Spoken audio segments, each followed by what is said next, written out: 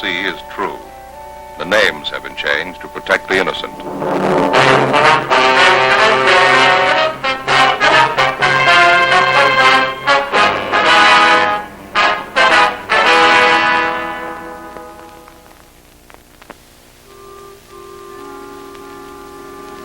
This is the city. Los Angeles, California. I work here. I'm a cop.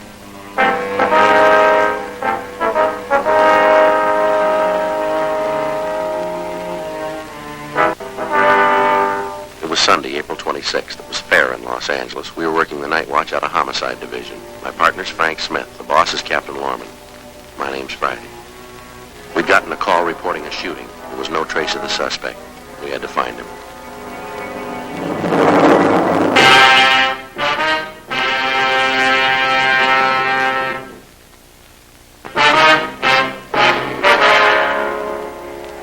You signed up for blood, huh?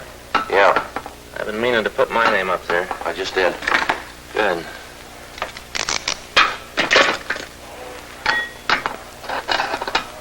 Frank, what are you doing? Weighing my stuff. Oh, yeah, I guess everybody ought to know what his stuff weighs, huh? You bet.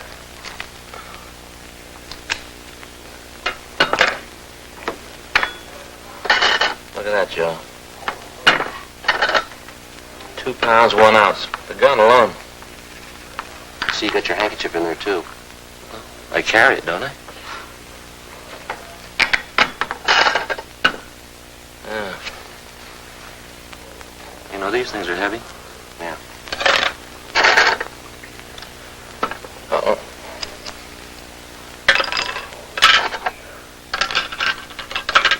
Four pencils? Yeah, press kind of hard. How do you like that? 8 pounds, 5, 6, 7. 8 pounds, 9 ounces. No wonder I'm tired at night. And at night, when I'm carrying a flashlight, that weighs more, too. You got yours? Yeah. Let me have it.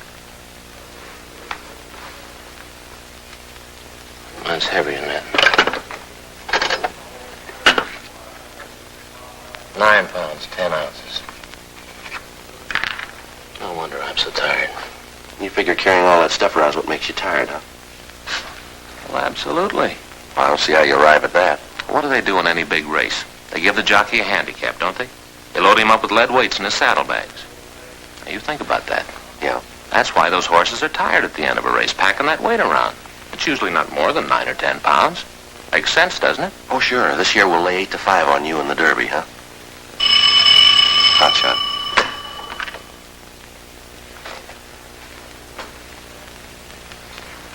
What do you got? Shooting on East Berendo. Let's go. Here. All right, come on.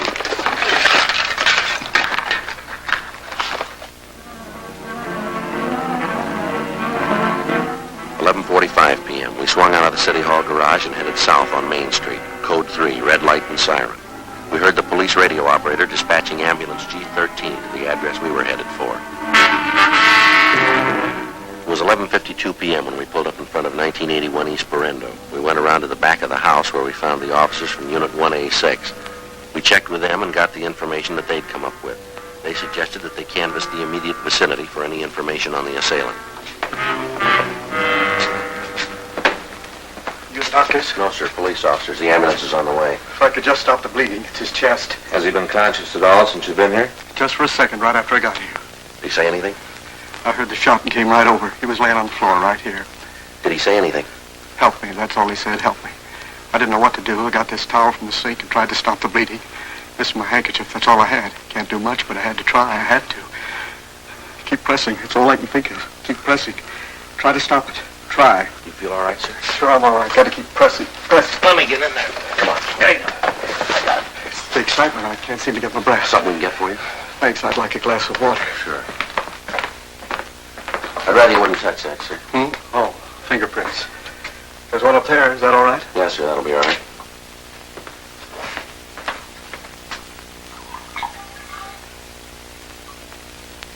Say, I did touch that towel. Hope I didn't hurt anything. Didn't mean to. No, sir. That's perfectly all right. What's your name, sir? Paul West. I live next door, right across the driveway, gray house. Mm-hmm. Wonder if you can tell us what happened here. Sure, I want to help all I can. Joe. Yeah. Excuse me, West. Yeah, I think he's coming around. Is he coming too? Did he say something? Who shot him? What's his name? Stone. Stone. Stone. Maybe he'll talk to me. He knows me. We're friends. Let me talk to him. All right, keep back a minute, West. Just wanted to help. Stone, we want to help you. Can you tell us who shot you?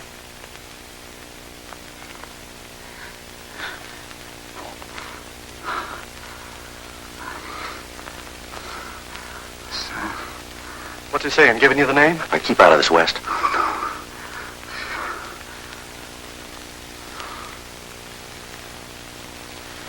Stone?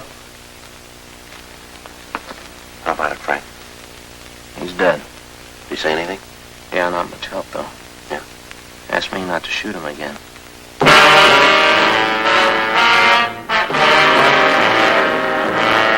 11:58. According to the next-door neighbor, Paul West, the victim was 48 years old.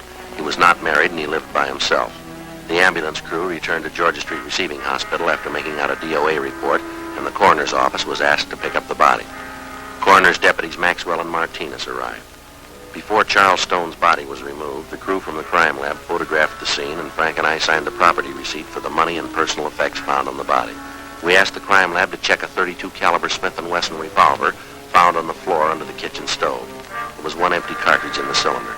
We put in a call to gun records, but we found nothing on the gun. A call to R&I on the victim of the shooting turned up nothing. Latent fingerprints found nothing on the murder weapon. The crime lab crew found several tread marks of automobile tires and one good impression left in the soft earth in the alley behind the house. A plaster cast was made of the imprint, and it was returned to the office to be booked as evidence. We checked with the officers in Unit 1A6, but they said that in canvassing the neighborhood, they'd been unable to come up with any new leads. No, sir, I can't think of anyone that would want to kill Charles. Not a soul. What kind of business was Stone in? Owned a print shop, Stone Press, over on the east side. Was he in business by himself? What do you mean? Well, do you have any partners? No, Charlie owned it right out. Had the pink slip, you might say. Can you give us the address? Sure. Biggest print shop on the east side. Printed just about everything. Posters, display cards, things like that. He gave me some calling cards last Christmas. Stone have anybody in the shop with him? Any employees? Well, there's the Becker kids, Pete and Alvin. They work in the shop, did they? Yeah, I've been with them, I guess it's about 5 years. How's he seem to get along with them? Fine. I never heard about any trouble. They're kind of friends of the family. Charlie was pretty fond of them. You have any personal enemies? Maybe because of the business? No, not that I know of. How long have you known Stone? It's been about 40 years. We grew up together. Uh-huh. His father and mine built these houses at the same time. Charlie and I went to school together, belonged to the same clubs. Yes, sir. We've lived right here side by side all this time. We were friends, Charlie and me. Good friends. You got to catch the person who did this. You got to get him. We'll do what we can, sir. Say, I just happened to think. What's that, sir? Maybe I shouldn't say it, but it could be. What's that, West? You think that maybe Charlie did this himself? Suicide? Well, we don't know yet, sir. Just a thought, you know. Now, you said earlier that Stone had been over to your house tonight. Yeah, that's right. Do you have any special reason for that visit? We didn't need any reason. Charlie was always welcome, always. Yes, sir. Of course, tonight, Sunday, we had the game. Sir? Bridge. We always play bridge on Sunday night, never miss. I see. Now, what'd you do after you heard the shot? I called to him, asked him if he was all right. Didn't get any answer, so I came in, found him right on the floor. Where he was when you came in. You're the one who put in the call? Yeah. I called the operator and told her to get an ambulance right over. That Charlie had been shot. Told her to send a policeman. What time was it when Stone left your house? Must have been about 11:15 or so. Earlier than usual. We most always play till midnight. I guess Charlie got miffed about that grand slam I made. Then Joanne kidded him about the woman. What woman's that? It wasn't anything. I went out and looked. Nobody there. Sir? Well, a couple of times Charlie thought he heard a woman coughing outside the window by his house. He went over to the window to look, but there wasn't anybody there. Did you hear this coughing? No, not really. After Charlie started talking about it, I thought I did, but I went out to look at it. There wasn't anything there. His imagination, that's all. He was mad because of the slam. Did you hear anything when you were out in the back? No, not a soul. Do you know if Stone has any relatives in Los Angeles? No. He hasn't? Hasn't got any place. None at all. Always kind of worried him. Why is that? Well, he used to say that he didn't have any folks to leave his things to, the house, print shop. Mm-hmm. He made a will, though, all legal, with a seal and all, official. He used to talk to me about it. Do you know who the beneficiary was? Not now. What's that? Well, I knew who it was, but he was going to change it. Said he was going to put a new name on it. Did he say whose? No, just said I'd be surprised.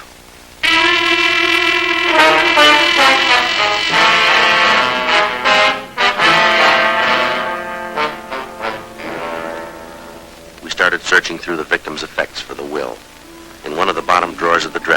a locked tin box. In a box of paper clips, we found a key that fit. In the bottom of the tin box, we found the will of Charles Stone.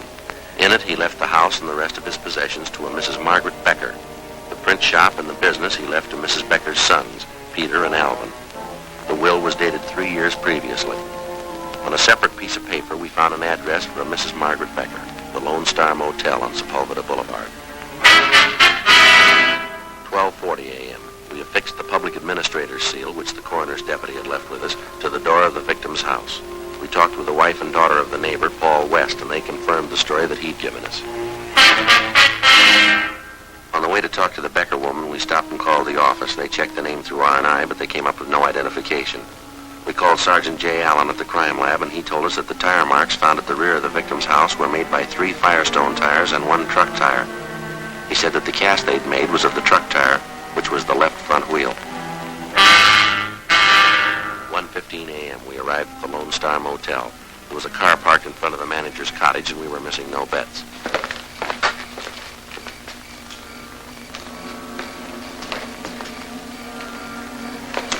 Now the motor's cold. Tires don't match. Well, it was a nice try. Yeah.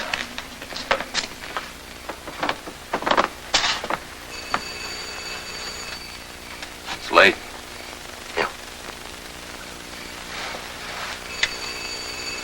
1:15. Probably asleep.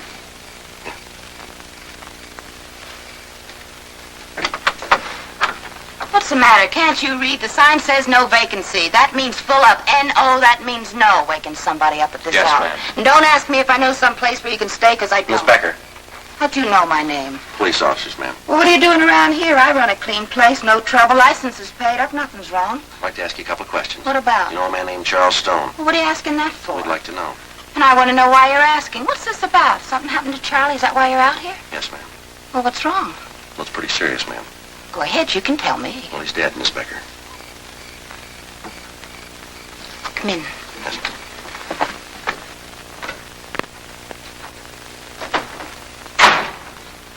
What's all the racket about? Who are these fellas? Who are you? What are you doing here? They're policemen. We don't need you. We got everything cleaned up, took care of it ourselves. Nobody sent for you. We took care of them. No, Daddy, they're here about Charles. Charlie? Charlie Stone? Yes, sir. Charlie here? Where? He's not here, Daddy. Something happened to him. What? He's dead. Dead? Charlie?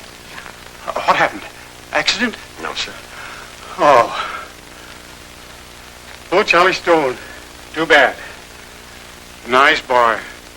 I thought you were here about the fellow number 8. Loud. What's that? A man from Texas came in tonight. He was pretty drunk. We had to take him in. Daddy put him to bed. He was pretty drunk. Heavy, too. That's what he thought you were here for. Couldn't even get out of his car. Margaret had a pocket for him. Loud. Real drunk. Wore his pants inside his boots. You own a car, ma'am? Yeah, it's a red Ford. It's right outside. What was it you wanted to see me about? A few questions we'd like to ask you. About Charles? Yes, ma'am. When was the last time you saw him? Must have been a couple of weeks ago. Saw him last week, April 22nd. Went fishing down to the pier. What was your relationship with Mr. Stone? Good friends, that's all. We knew each other almost all our lives. I used to live next door to him. We went through school together.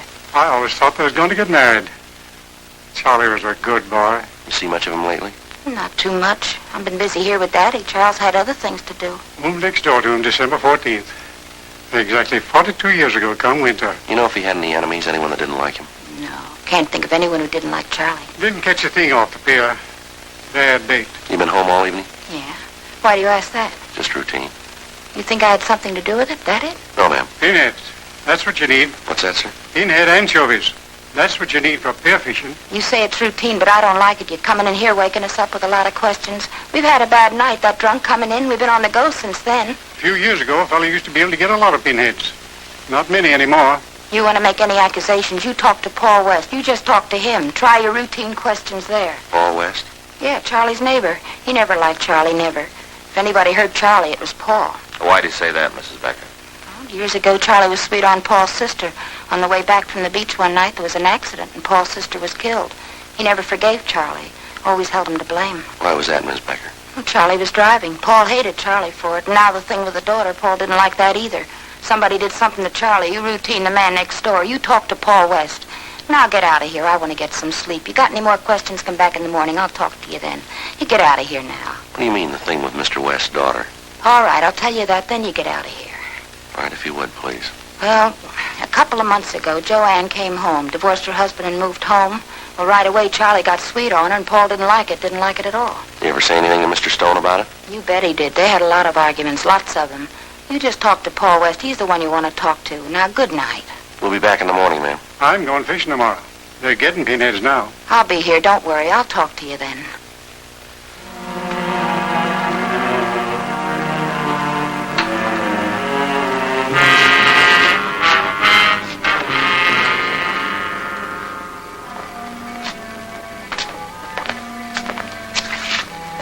Well, that's a new one. West's daughter? Yeah, better check it out, huh? Yeah. All that stuff about the Texan, how'd that strike you? Didn't bother me. Why? I don't know. Didn't you believe it? Well, I don't know whether I believe it or not. It just didn't sit right with me. Well, let's talk to him. She said number 8. Yeah.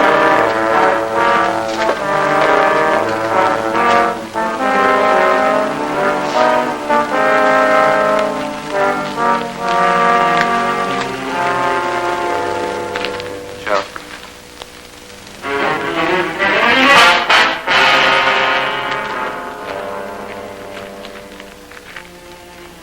Warm.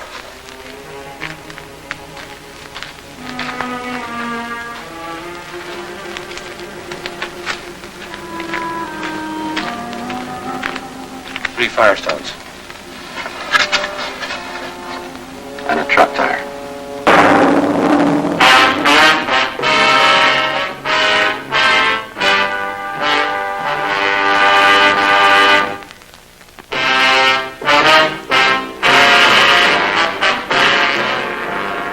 The information we'd gotten from the crime lab gave us the make of the tires that had left the imprint in the back of the victim's house. 3 of the tires had been identified as being a Firestone make. The 4th was a truck tire. The car we'd found in the carport of cabin number 8 had tires that matched the description. 1:26 a.m. We went back to talk to Margaret Becker. I'd like to know just what this is all about, the way you're snooping around asking questions. Ain't anybody going to let an old man sleep around here? What are you fellas doing here again? They got some more idiotic questions, Daddy. Now, why don't you come right out with it? You think I had something to do with Charlie being dead, isn't that it? No, ma'am, we told you before. This is just a routine investigation. We're trying to get the facts. And you think I did it? We didn't say that. Not in so many words you didn't, but that's what you meant. I bet you found that will. That's what made you think it was me. Isn't that what made you think it was me? You knew about the will, did you? Certainly I knew about it. Charles told me when he had it drawn up. Said he didn't have anybody else. Wanted to see that me and the boys were taken care of. Too bad about Charlie Stone. He was a good boy. Going to take care of Margaret. He ever say anything to you about changing the will? Yeah, he told me about it last time I saw him. Had lunch together. He told me then. Did he tell you what changes he was going to make? No, not right out. He didn't have to. I could tell. The way he's been acting lately, I could tell. So could I. What do you mean the way he's been acting lately? Is there anything wrong? Well, this thing with Joanne, I told you about that. Charlie's been acting like a fool, falling all over, gushing sweet talk was silly. Yeah? Yeah, well, she had him in a trance, and her just 25 and him 48. Talk about your spring and winter. That was them. How'd Joanne feel about this? Well, how did you expect her to feel? She thought Charlie leave her the money, house, everything. She went right along with it, real brazen. Sir, Huh? Beg pardon? you said earlier that you thought Stone and your daughter might get married. You bet. They was always in love. Daddy, that's not true. 'Tis too. Right after that no-good Decker walked out on Maggie, then she and Charlie started seeing each other again. Went real nice, too. Then Joanna came into town, and Charlie Stone took up with her. Yeah. Charlie Stone made out his will, leaving everything to Margaret and the kids. Then he decided to change it. You knew about the will, too, did you? Sure, Charlie and I were good friends. We used to go fishing all the time. Talked a lot. I told him he was wrong to even think of changing the will. Told him he was wrong. What time did you say the car from Texas got in? About 10:15. Well, now, ma'am, is it possible that the car could have been taken out without you knowing it? That ain't right, Margaret. What? It wasn't that late. It was only about 8 when he came in. I remember, 'cause I went to bed at 8:30. Put him to bed, then came back and went to bed myself. Had to get some sleep on account of going fishing in the morning. You're pretty sure about that time? You bet. I remember 'cause I went to bed and turned on the radio. Listened to that radio program about the detective. Fell asleep before the end. Never did find out who killed the king with the pink paper knife. What was your daughter doing when you came back? Just sitting there. She went out with the car away and I went to bed. How long was she outside, would you remember? Don't know. Few minutes, I guess. Well, could you tell us a little closer than that? Not very well. I told you I went to sleep. Didn't hear her come in. Just take a couple minutes to put the car away, just back in number 8. Miss Becker, I wonder if you'd get dressed, please. We'd like to talk to you downtown. What for? We have a report from our crime lab. They found some tire tracks in back of Stone's house tonight. They were fresh tracks. Those tracks matched the car that you got parked back there. And you think I drove the car over to Charlie's? Well, we'd like to talk about it. Why? Why would I want to do a thing like that? Why would I want to kill Charlie? Maybe because he was going to cut you out of his will. Looks like a pretty good motive. You're both out of your minds. All right, ma'am, we'll lay it out for you. You better do that. Making accusations you can't back up. Well, the way the evidence looks, ma'am, we got a pretty good case. The way it looks to us, you took the car and drove over to Stone's. He was next door playing cards, so you waited in the kitchen for him to come back. A couple of times you coughed while you were waiting. He heard you. He came over to the window to see who it was. Because it was dark, he couldn't see you. I haven't heard a story like that since I stopped reading fairy tales. He came home and you killed him. Then you heard West next door. He came over to see what it was. You went out the back way to the car that you parked in the alley. You drove back here. It's the way it looks to you, isn't it? Yes, ma'am, that's the way it looks. You want to get dressed now? You figure she killed Charlie Stone? Yes, sir. You going to arrest Margaret? We want to talk to her about it. You going to take her down to jail? Yes, sir. Well, I'll go in and put my clothes on. It isn't necessary for you to go with her, sir. She's not going. What? I killed Charlie Stone. Daddy. You killed him? Yep. I got tired of how he was treating Margaret. Got good and tired. Him talking about how he was going to change his will. Couldn't let him do that. Just killed him. Got in the car and went over and did it. You drove the car? Yeah, tough too, that automatic. Not used to it. Then the traffic. Tough. What was this about you going to bed? Oh, I just made that up. I came in and I thought about Charlie Stone. And I went over and killed him. I'm an old man. He ain't going to be around much longer. Somebody's got to take care of Margaret and the boys. Thought Charlie Stone was going to do it. Then he changed his mind. Had to stop him. Yeah. I went over to talk to him. Tried to reason with him. He wouldn't listen. Charlie Stone was stubborn. Real stubborn. Finally, I got real mad and killed him. Then I come back here and went to bed. What time was all this, sir? Huh? What time did you go over to Stone's? Right after the fellow from Texas got in there. Guessed it was about 9. What time did you kill him? About 10:30 or so. Had to wait for him to get through playing cards. Had to wait for him to come home. Why are you doing this, Daddy? Why am I doing it? I said somebody had to take care of the kids. Somebody had to take care of you. I'm an old man. I ain't much use to anybody. All right, come on, Miss Becker. You want to get dressed? She ain't the one. I did it. I killed Charlie Stone. I already confessed. Why don't you believe me? Why don't you arrest me now? I did it. I'm afraid not, sir. You got the times a little mixed up. Stone wasn't killed at 10:30. No, he's just trying to help me, but he doesn't have to. Him and me were both here tonight. Neither one of us left. I was in bed and asleep at midnight. Why do you say that? What? Why do you think that Stone was killed around midnight? I didn't say that. You said you were home and in bed at midnight, didn't you? Well, it's just a figure of speech. I think I talked enough to you. I don't have to say anything more. I'm going to see a lawyer about it. You got no right. She didn't do it. I'm the one. I'm the one. Did you kill him, Mrs. Becker?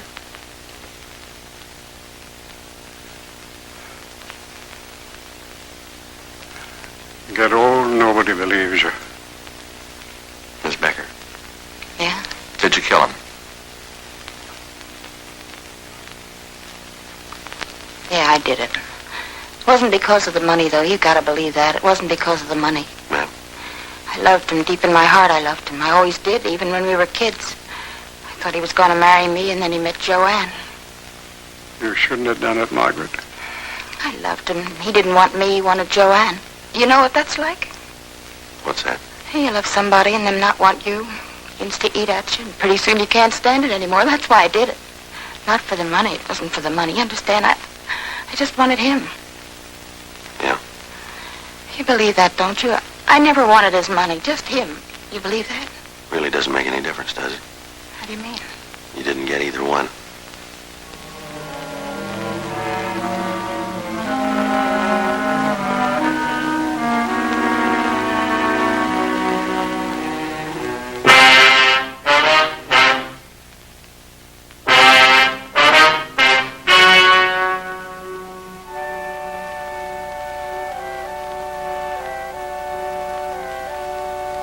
On August 6th, trial was held in Department 89, Superior Court of the State of California, in and for the County of Los Angeles. In a moment, the results of that trial.